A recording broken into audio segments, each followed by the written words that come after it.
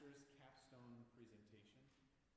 Just a reminder, please no flash photography and silence your phones. Would you please pray with me? Our Father, we are so grateful for today, for the chance to come together and be with Emily and her hard work. She has worked so hard to create this awesome piece of art, and I ask that you be with her and be with us as you work through this. In your name we pray. Amen.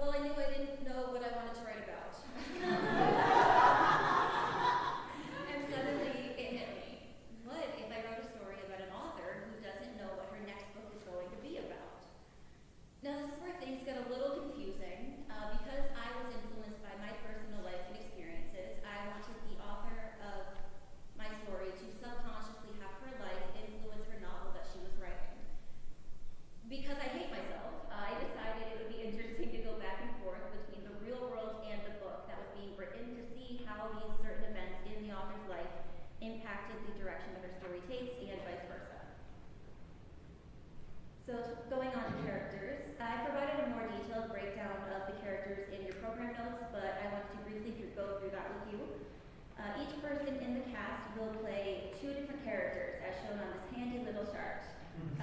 As I mentioned, our author's story is influenced by her real-world experiences, so I wanted to better show this parallel by having the actor playing the real-world character also play their book counterpart. So as you see, the novelist, who is the main character in the real world, plays the main character in the book, and so on. So because there's a lot of back and forth, you might be asking yourself, how am I supposed to know what's real and what's in the book? Before we go any further, I wanted to quickly address the set, as well as a few of the changes that will occur to help differentiate between the 2 worlds. You'll notice actors may be missing or adding an accessory to help create a physical difference between the 2 characters they play, but the major difference will be the lighting. The wonderful Houghton will be my tech crew tonight, helping to change the lights depending on where the story takes place. Events occurring in the book will use a much darker light than events happening in the real world to help illustrate the facts that we are now in Katie's imagination. Additionally, you'll notice the stage is broken up into 3 mini sets. Each set only ever serves as 1 location, so I wanted to go ahead and quickly explain what each section represents, also using another handy chart because I like charts. The first set consists of a single door and a desk. This will serve as Katie's office in the real world. Our second real world set is the couch, which can be found on the other side of the stage and represents Nick's apartment, also in the real world. Our third and final set is center stage. The table, chairs, and bookshelf will serve as the fictitious cozy corner bookstore in the novel. Like a majority of this journey, the writing process was very sporadic and somewhat hectic. I decided it would be easiest to break up the writing portion by scene because smaller chunks seemed more manageable than an entire libretto. Some of my earliest drafts are from last spring, while other scenes are only a few weeks old. I faced a few different challenges in the writing process. I often struggled with the fear that my dialogue would be too cheesy or that I would never figure out what happens next plot-wise. Additionally, as a graduate student, I'm not exactly swimming in free time. So finding time to intentionally sit down and write became an issue. To combat these obstacles, there were several times in my weekly meetings with Professor Cox where she would make me sit there across from her in her office and just write. Throughout this process, she told me that you can't edit a blank page, and although I joked that she held me hostage, these sessions were extremely beneficial and forced me to make time to write without worrying about the quality of my end product. The actual rehearsal process began with all of the actors a little under a month ago. I think this was the scariest part of the entire process thus far because for the first time, the story I had created wasn't just a script on my laptop that I talked through with Professor Cox. I was actually putting my work out into the world for people to perform. Having never done anything like that before, it was kind of terrifying, but I couldn't have asked for a better group of people to help and share this with me. During rehearsals, I worked with the other actors to share my ideas on the characters, as well as get their opinions on motivations and specific acting choices. Professor Cox also graciously attended these rehearsals to help give an audience perspective and to help with the occasional choreography. This is by no means an extensive account of the process that went into putting this show together, but I hope that gives you a glimpse into how all of this came to be. I'm extremely proud of everyone involved, and I can't wait to share this performance with you. So if you would go ahead and just give us a minute to get everyone back here, we will start in a few minutes. Thank you.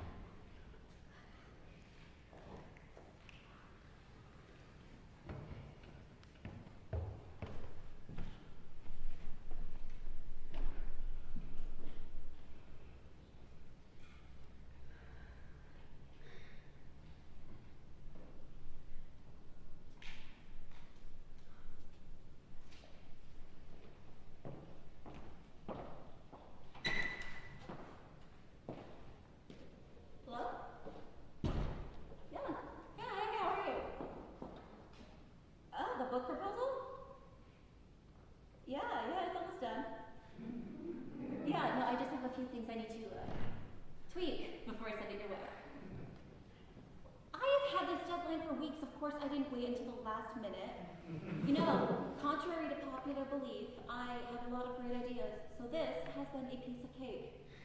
Trust me, you are going to be blown away this time. Yes, I promise you'll have everything you need by the end of the week. Okay, I'll talk to you soon. Okay, bye. All right, let's do this. Chapter 1.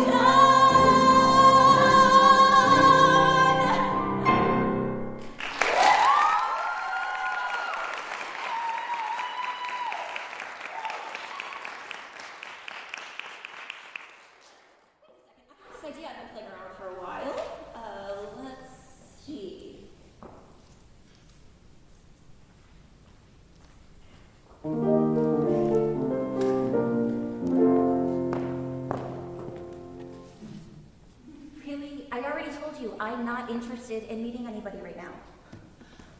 Claire, I promise, he's perfect for you. He's smart, he has a great sense of humor. Okay, but you know how I feel about blind dates. I don't want to have an entire meal with a total stranger. And the small talk. Oh, don't even get me started on the small talk. Don't you think you're being a little dramatic? No. If anything, I don't think I'm being dramatic enough. Really, Sophie, the whole thing will just be super awkward, and the idea of setting me up on a blind date just screams desperate, which I'm not. Why are you so opposed to this? It could be fun. I stick with real things, usually facts and figures. When information's in its place, I minimize the guessing game. Guess what? I don't like guessing games, or when I feel things before I know the feelings. How am I supposed to operate if I'm just tossed around by fate? Like on an unexpected date. With a stranger who might talk too fast, or ask me questions about myself before I've decided that. He can ask me questions about myself, he might sit too close, or call the waiter by his first name, or eat Oreos. But eat the cookie before the cream. But what scares me the most,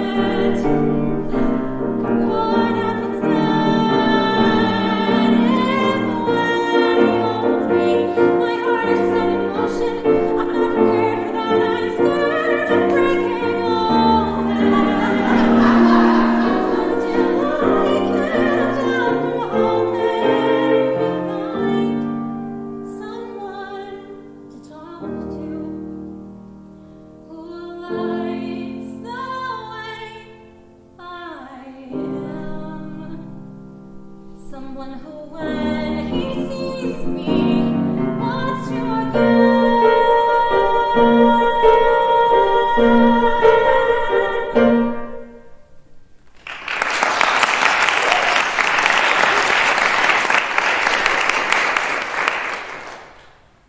Just give him a chance. His name is George, and I think you two would really hit it off. Fine, but only because it means so much to you, and I can't guarantee a second date.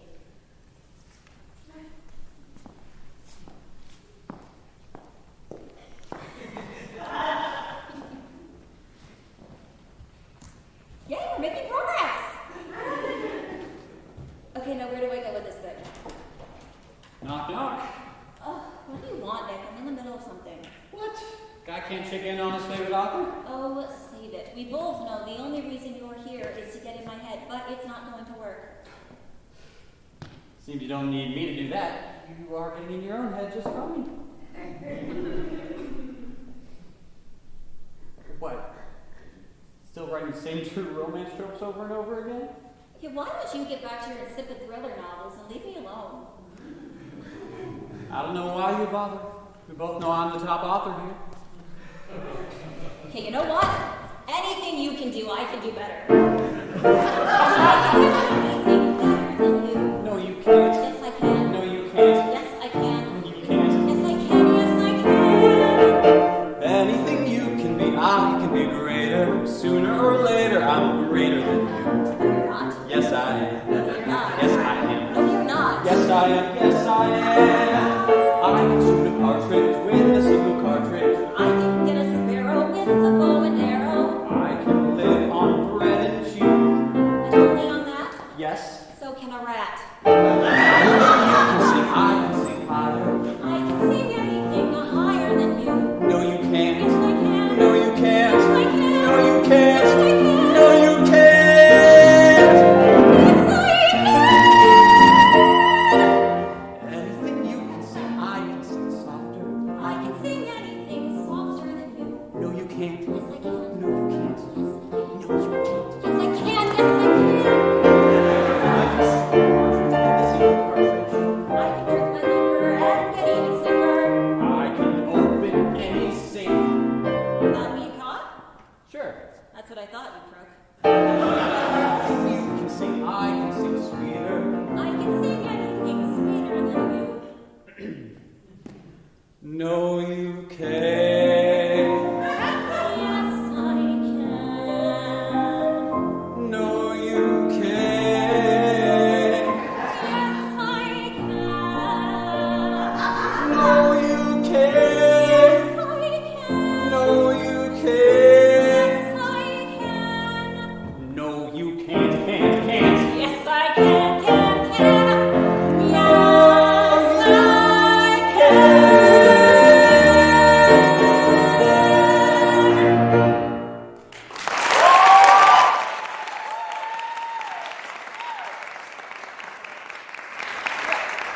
As much as I appreciate our meaningful conversations, I have better things to do, like writing a book that will actually sell.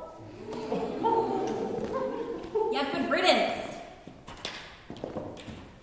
Alright, now that he's gone, it's time to lock in.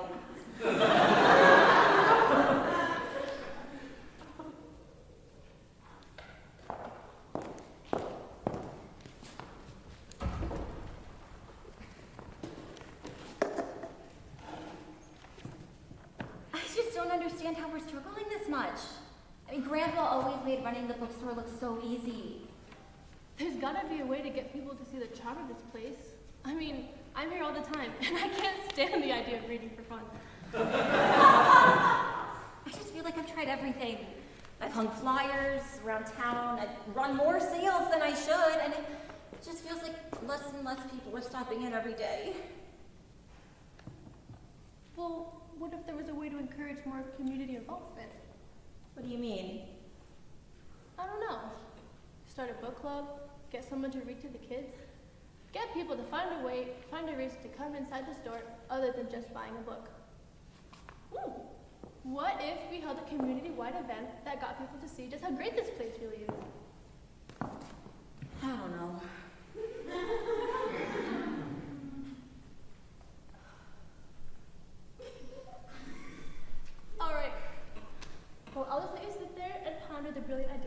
of you. I just don't think it's as easy as you're making it out to be. I mean, it's not like one magic event is suddenly going to fix all of our problems. You always overthink everything. Just drink the coffee that your best friend bought you out of the goodness of her heart and think about it.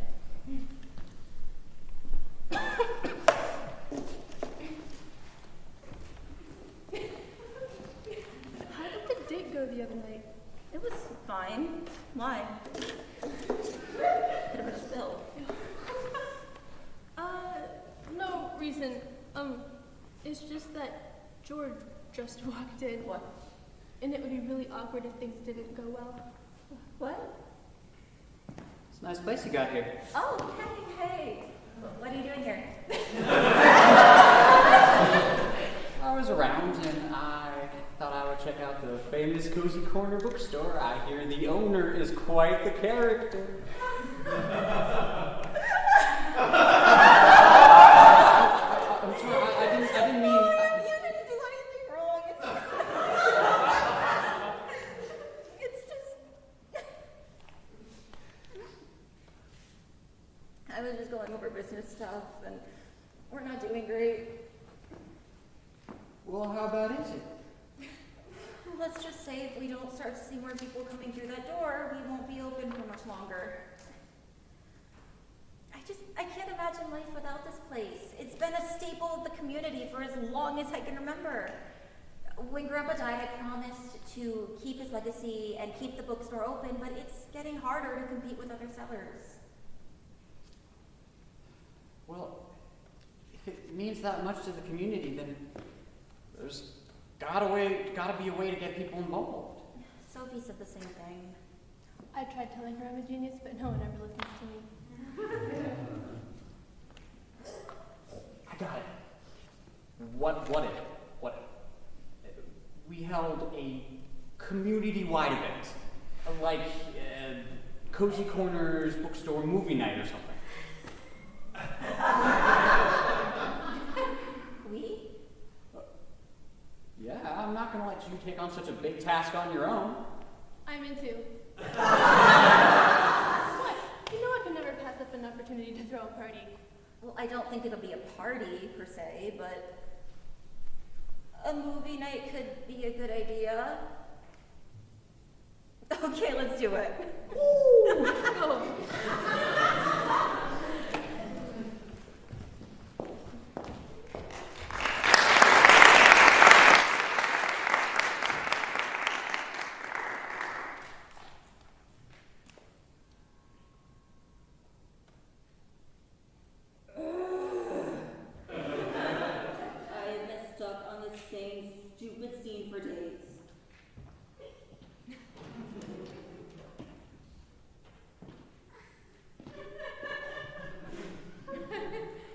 You look miserable.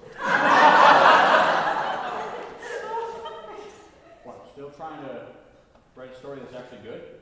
No, I can't do this right now. Just go away. This is where I come to get my witty banter. I say something about how your writing is bland, and then you shoot back with some snarky comment about how I'm insufferable to work with, and we both go about our merry way. Well, I guess you'll have to find your witty banter somewhere else. Hey, you alright? Not that you care, but I've been working on the same scene for literally ever, and I have zero ideas. I need some kind of conflict, but the only thing I've got is that the guy has been secretly writing an article about the girls' bookstore, but that's crazy, right? I mean, who is out there actively writing exposés about independently owned bookstores? It's stupid! Okay. You're spiraling. I am not. Maybe a little. Obviously, you need to get away from the computer. Go home. Kick your shoes off. Read a book. Maybe not that one. Watch a movie. My personal favorite for when I'm stuck in the room. Back to the Future. I can't say that I've seen it. What? It's a classic. How have you gone your entire life without experiencing that? I mean, I know of it, I just never watched it.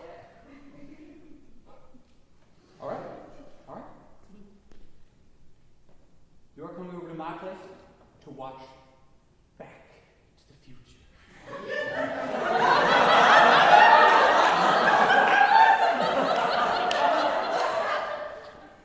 And why would you want to help me? Because you're even more unbearable when you're sad. You know, as tempting as that sounds, spending an evening with you, I think I'll pass. Come on, I'll keep the snarky remarks to a minimum. Fine. Somehow that seems better than staying home alone, wallowing in self-pity. Great, I'll get my coat. Wait, now? Yeah, unless you want to keep staring at that cursor blinking on an empty page. Touche. Oh, you are in for a treat. Even the title is genius, but even better.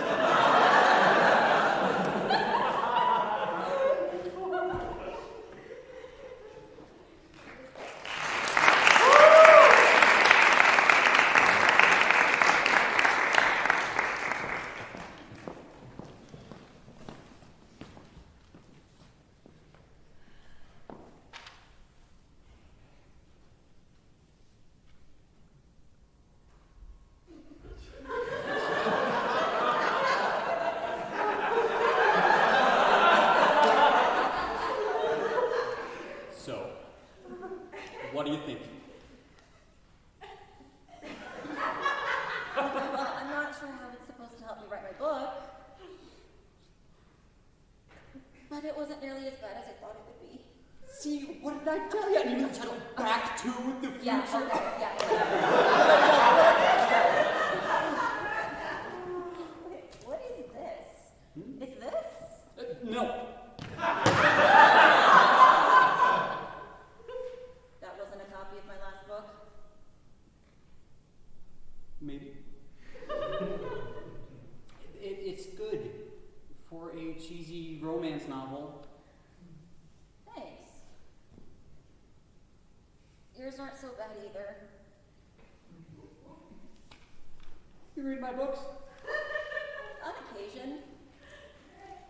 Why didn't you say anything? I thought you hated thrillers. I didn't want to feed your ego, but you clearly don't need it.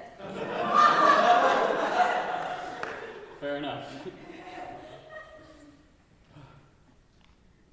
I know I talk a lot of trash about your books, but the truth is you are a really good author. It's like I can hear your voice through the pages. Thanks. All my life, writing has been the one thing I felt I was actually good at. But lately, I don't know, it just feels like my best work is behind me. And maybe I put too much pressure on myself to be this incredible author, but I don't know. But writing has just been such a big part of my identity, I guess I don't really know who I am without it. I get it. It can be hard not to let success define self-worth. But you are so much more than a writer. You are ambitious and compassionate and insanely smart. You are an incredible person, and I think you should realize that. I should go, it's getting late. Of course. Thanks for everything. Yeah, I had a good time tonight. Yeah, me too. So I'll see you around. Okay.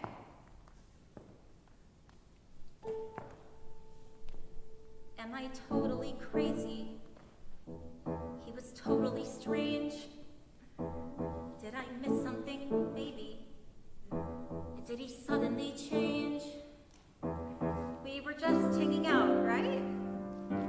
We were just two friends on a Friday night.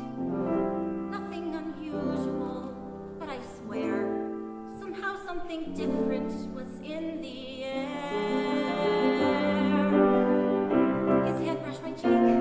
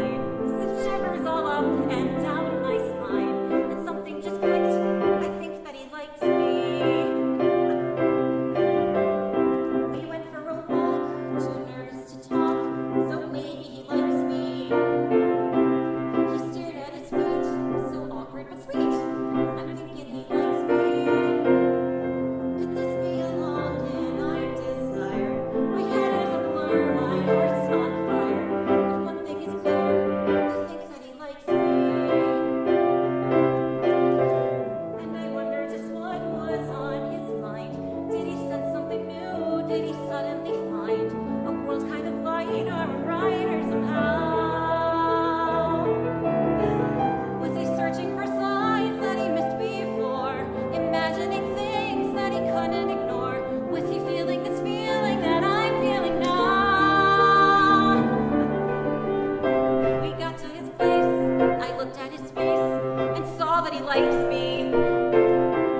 We said our goodbyes, he avoided my eyes, can't admit that he likes me. It turns and I watch him walk away, while secretly wishing that he'd stay and hold me real close and possibly tight, and there in his arms I'll be all night. We finally kiss, so long overdue, and I know that he likes me.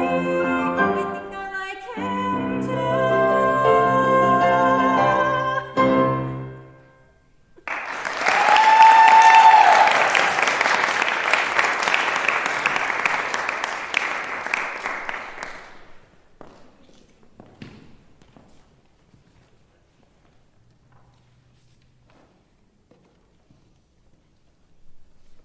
All right, let's go through everything one more time just to make sure we're not forgetting anything. You've got the movie? Yep, I've got The Princess Bride on my laptop. All right, and Sophie is getting the candy and the popcorn. I will grab the blankets and pillows in case anyone wants to be extra cozy. I think this could actually work. We are going to do everything we can to make tomorrow night a success. I know this place means a lot to you. So if this doesn't work out, what are your plans? Well, on the off chance we don't get the turnout we were expecting, we'll just have to do another event. Oh, maybe a karaoke night. That's a great idea.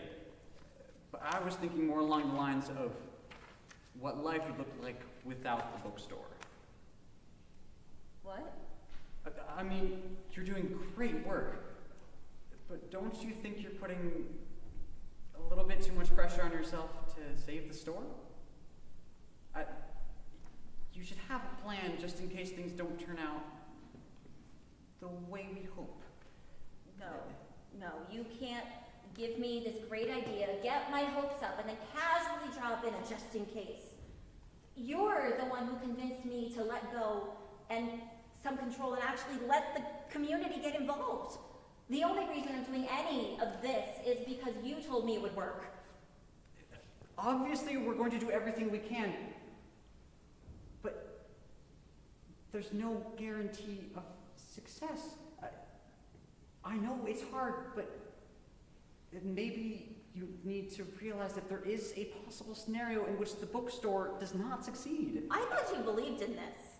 I thought you believed in me. If you didn't think any of this was going to work, why did you spend so much time helping me? Because I care about you, and I don't want you living in a delusion. Oh, so now I'm delusional. That's not what I said. You know what, George? I think you better leave. But Claire, No, really, I wouldn't want to waste any more of your time with my delusional plans. Can I No, really, just go, George, okay? And you know what? Don't even bother coming tomorrow night. I wouldn't want you there anyway.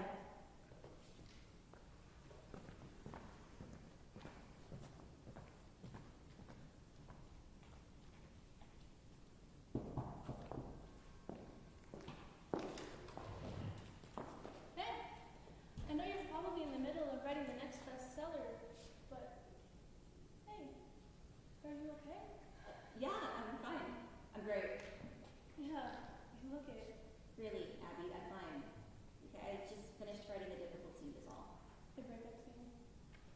I'm not a writer, but a good friend of mine once told me that those are the worst. She sounds brilliant. Exactly. How's the book coming?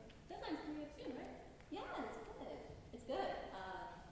I did hit a wall a couple weeks back, but Nick really helped me get out of it. Nick? Like, Mr. I'm better at you than everything, and you'll never amount to anything worthwhile, so why even bother? That Nick? I thought you guys were like mortal enemies or something. Yes, that Nick, and he's not nearly as bad as he seems. We've gotten lunch together a few times, and he's had me over to watch a handful of movies. You've been to his apartment? Who are you, and what have you done with my best friend? I'm serious.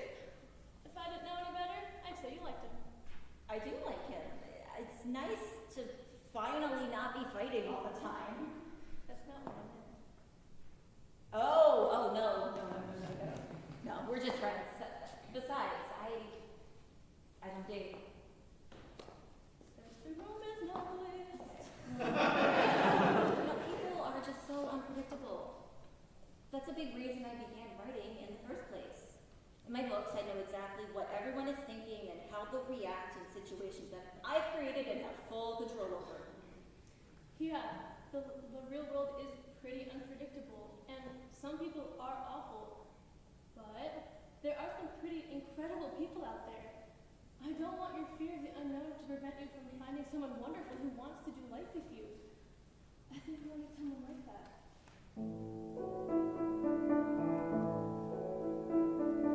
Someone to hold you close, someone to hurt you too deep, someone to sit in your chair, to ruin your sleep and make you aware of being alive. Being alive.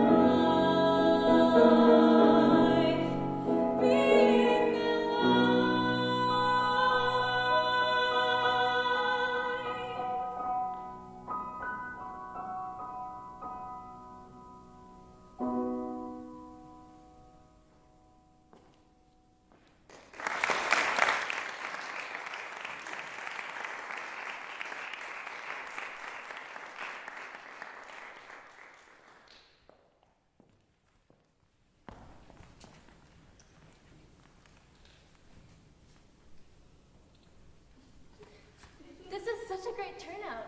I can't believe George is missing this. I mean, we couldn't have done this without him. Can we please not talk about him? This is such a nice night, I just don't want to ruin it.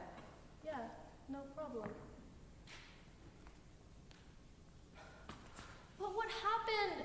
It was going so well. Not to brag or anything, but I thought I did a really good job of setting you two up. You two are perfect for each other. Seriously. If you were to search up perfect couple on Google, a picture of you two should show up. I told you I can't be with somebody who doesn't support my dreams. Okay. So, despite, maybe it was a bit presumptuous to say that you didn't have a backup plan in case this one night wasn't a huge success. But, and I say this with all the love in my heart, I think you're putting too much pressure on yourself to single-handedly save this store. This was never really your dream. For as long as I've known you, you've wanted to be the one writing the books, not selling them. Obviously, if this is your new dream, I'll support you 100%, but I don't think this whole argument with George is about the store as much as you think it is. I don't know what to do. I've never felt this way before about anyone. It's terrifying.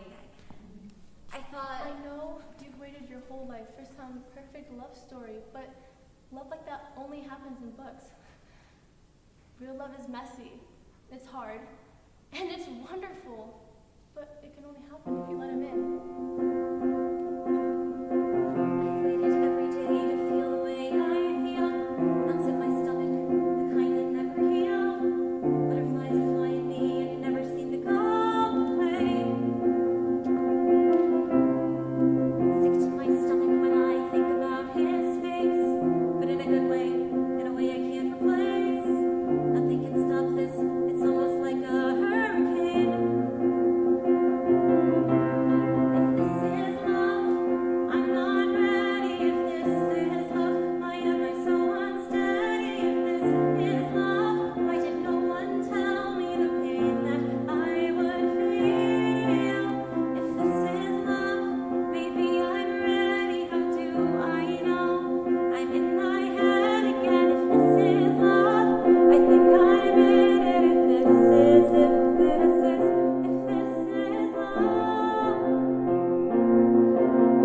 The world around me says no, but I say yes.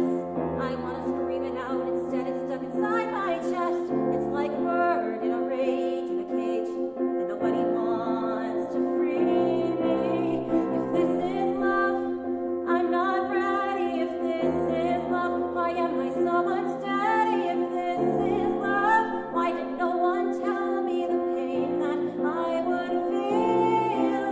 If this is love, maybe I'm ready. How do I know? I'm in my head again. If this is love, I think I'm in it. If this is love, I think I'm in it. And in between it and upside down. If this is love, if this is love, this is what all the songs are about. This is why I have to break out.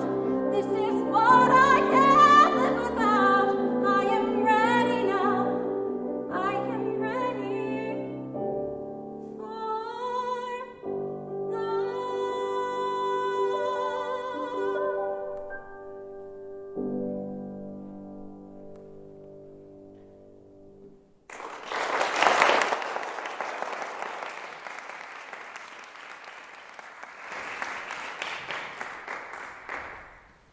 You came. I did. I couldn't miss this. I know you told me not to, but I'm sorry. I was awful yesterday. You were just trying to help, and I shouldn't have gotten so defensive. But I shouldn't have overstepped the way I did. This place obviously means the world to you, and I should have been more supportive. But you were right. I was putting way too much pressure on this whole thing. You know, I never really wanted to own the Cozy Corner Bookstore. It wasn't really my dream. I always wanted to be a writer. But when Grandpa died, I guess, in a way, I felt obligated to take over the store. I really do love this place. But you helped me realize that whatever happens, I'll be okay. And who knows, maybe it is time to start trying something new. Well, I personally think you'd be a great writer. But whatever dream you decide to chase, I'll be right here with you if you'll have me. Really? Even though I can be a bit delusional? I like to think of it more as wildly imaginative.